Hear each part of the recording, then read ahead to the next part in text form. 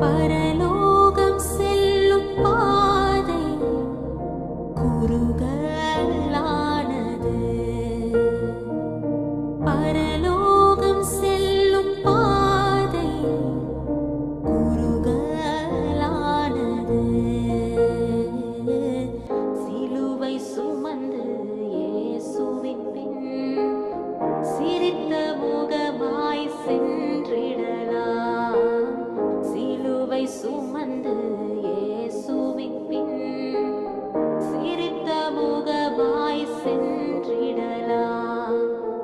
இடுக்கமான வாசல் வழியே வருந்தி நுழைய முயன்றிடுவோம்.